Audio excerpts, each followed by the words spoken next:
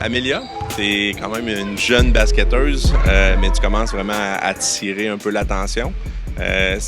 C'est où que tu te vois, mettons, dans 5 ans? J'aimerais beaucoup aller universitaire, jouer aux États-Unis, dans la NCAA, puis après ça, soit aller pro en Europe ou encore une fois aux États-Unis.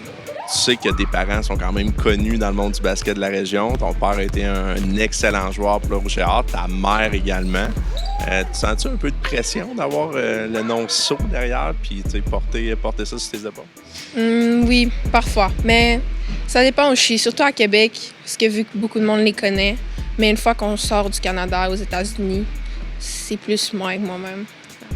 Est-ce que tu as joué d'autres sports que le basket ou ça a toujours été ça pour toi? Non, j'ai joué au soccer au début, mais j'ai arrêté après, il y a 1 an à peu près, j'ai arrêté de jouer au soccer.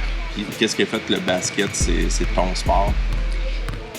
Beaucoup de choses. J'étais meilleure au basket. J'ai toujours été meilleure au basket qu'au soccer. Le soccer, ça a toujours été genre un deuxième sport pour moi. Puis mes parents, comme vous l'avez dit, sont dans le monde du basket. Fait que je suis née là-dedans. C'est moins le soccer. Ça a été naturel. Ouais.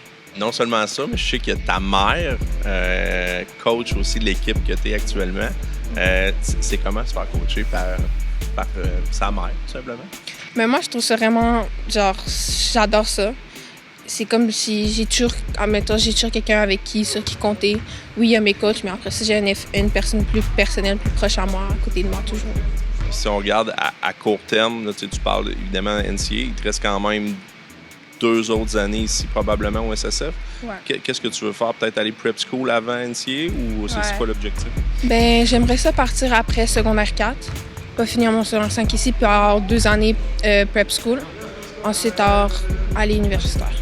2 anciens basketteurs du Rouge-et-Or, une fille qui se démarque présentement.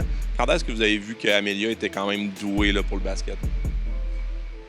Vas-y! C'est moi qui m'en suis rendu compte en premier.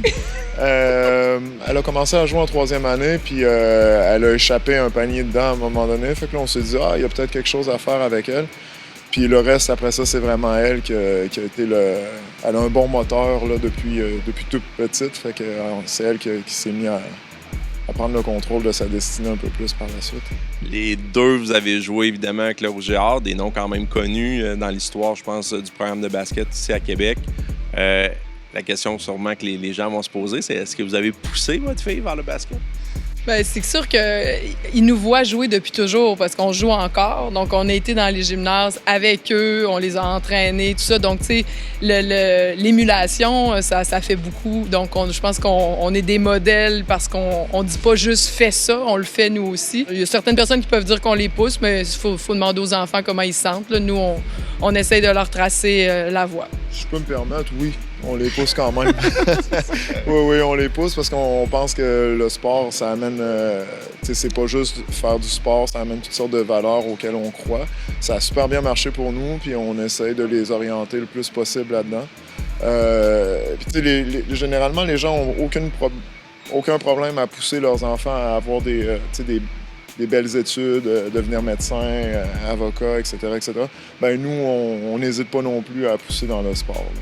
La question maintenant qui se pose, Marie-Hélène, c'est est-ce que ta fille te bat 1 contre 1? Hey, écoute, on était supposé jouer pendant les fêtes. Là. J'y ai dit que ce serait mon premier post sur Instagram à vie quand elle me battrait 1 contre 1. Fait que c'est imminent. Je sais pas si elle va me battre, mais on a 1 contre 1de prévu bientôt. Là. Ça s'en vient. Je suis la prochaine victime, assurément. Là. C'est clair, il n'y a aucun doute. Essaye de oui, c'est ça. un peu de ce match-là. Là. Ouais.